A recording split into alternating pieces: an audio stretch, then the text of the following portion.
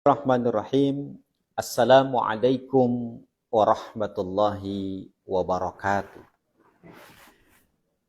Bismillahi masyaallah. La yasukul khaira ilallah. Bismillahi masyaallah. La yasrifu su'a ilallah. Bismillahi masyaallah. Ma kana min ni'matin faminallah. Bismillahi masyaallah. La ya'ti bil hasanati ilallah. Bismillahi masyaallah. La hawla wa la quwwata illa billah. Qala Allah Ta'ala fi kitabil karim. A'udzu billahi minasyaitonir rajim. Bismillahirrahmanirrahim. Wa idza sa'alaka ibadi anni fa inni qarib. Ujibu da'wata da'i idza da'an. Al-ayah ila akhir al-ayah. Para pemirsa yang dimuliakan Allah Subhanahu wa taala. Allah Subhanahu wa taala memerintahkan kita untuk selalu berdoa kepada Allah Subhanahu wa taala. Bahkan Allah mengatakan dalam Al-Qur'an, "Ud'uni astajib lakum." Berdoalah kalian kepadaku, niscaya aku akan mengijabah doa kalian. Dari ayat ini pun kita juga bisa melihat bahwa perintah Allah terkait dengan doa. Apalagi dari ayat yang pertama dibacakan.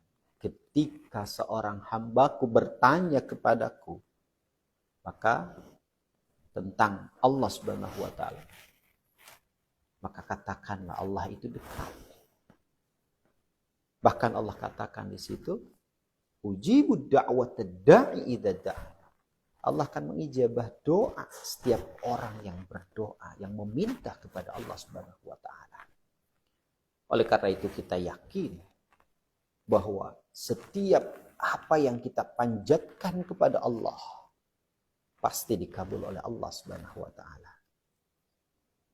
Karena Allah mengijabah doa itu dilihat dari 3 faktor. Pertama, tempatnya di mana ketika dia berdoa.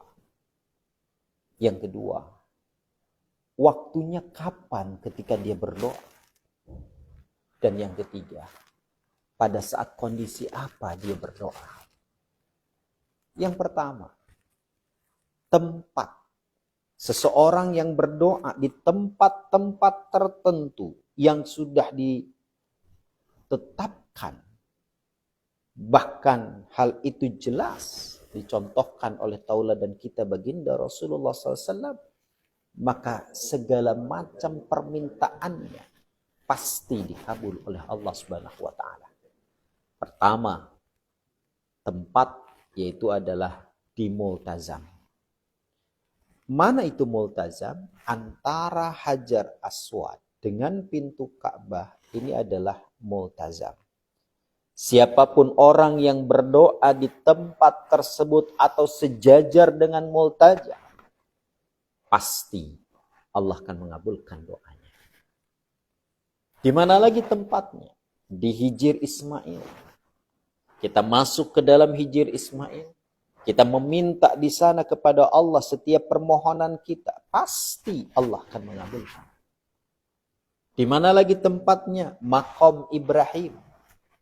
Posisi kita ada di depan Maqam Ibrahim. Kita minta kepada Allah, berdoa kepada Allah. Pasti Allah kabulkan. Lantas di mana lagi? Bukit Sofa, Bukit Marwah, atau di antara keduanya. Di mana lagi? Arafah, Muzdalifah, Mina, Jamarat, bahkan juga di Raudhah. Antara mimbar Nabi dan rumah Nabi adalah Raudhah. Ini adalah tempat-tempat mustajabnya doa. Jika kita ada kesempatan untuk mendatangi tempat tersebut, jadikan momentum itu untuk kita meminta kepada Allah apa yang kita butuhkan, apa yang kita inginkan. Karena sesungguhnya Allah mengabulkan doa pastinya apa yang kita butuhkan. Yang kedua, terkait waktu kita berdoa. Waktu mustajabah doa diantaranya adalah saat ini, bulan suci Ramadan. Dari mulai tanggal 1 sampai dengan akhir Ramadan, kita berada di hari Ramadan ini, kita mengangkat tangan kepada Allah, berdoa, meminta kepada Allah, Allah kabulkan doa kita. Kapan lagi? Ketika akan berbuka puasa, sebentar lagi. Jangan sibukkan diri kita dengan nonton TV dan hal-hal yang tidak manfaat. Tapi sibukkan diri kita dengan berdoa kepada Allah. Karena saat-saat dikabulkannya doa adalah pada saat menjelang berbuka puasa. Waktunya. Kapan lagi? Ba'da salat. Ketika kita selesai salat, usahakan kita meminta kepada Allah. Jangan langsung setelah salat pulang tanpa zikir dan berdoa.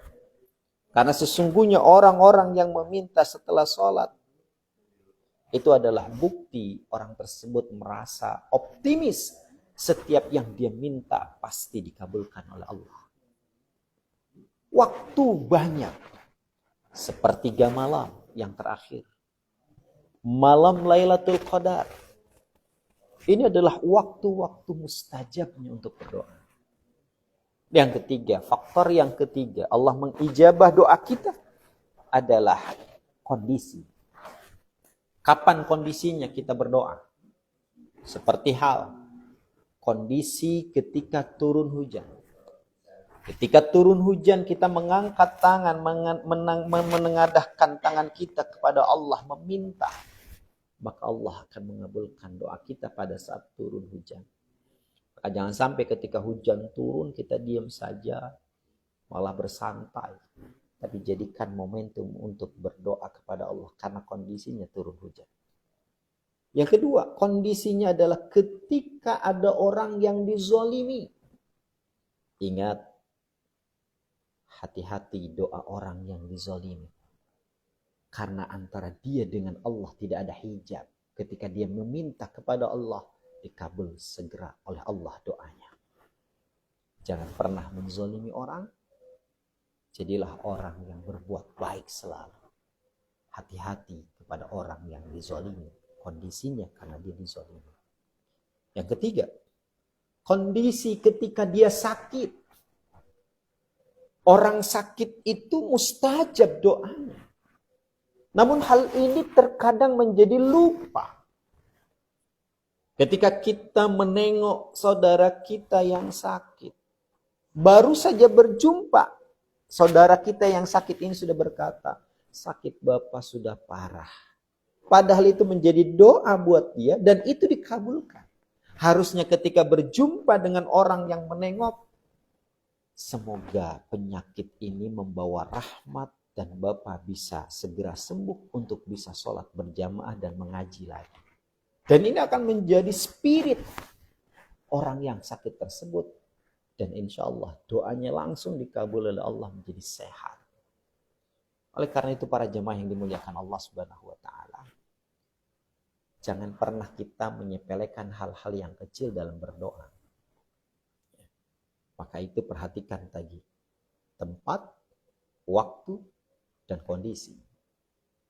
Kalau melihat daripada hadis-hadis Nabi Muhammad SAW, bagaimana kita meminta kepada Allah, Nabi mencontohkan. Yang pertama, ketika kita berdoa kepada Allah, angkat tangan kita. Hadwal mankibai. Jadi sejajar dengan bahu kita. Seperti ini. Kalaupun tidak seperti ini, dengan cara menyatukan kedua tangan. Meminta kepada Allah seperti ini. Ini juga yang dicontohkan oleh baginda Nabi. Orang yang meminta dengan mengangkat tangan seperti ini atau seperti ini, dia akan lebih cepat dikabulkan doanya daripada orang yang tidak mengangkat tangan. Oleh karena itu, mari jadilah orang yang selalu butuh akan pertolongan Allah. Kita selalu meminta kepada Allah.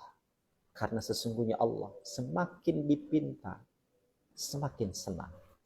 Semakin kita banyak berdoa, Allah semakin senang dan ridho kepada kita.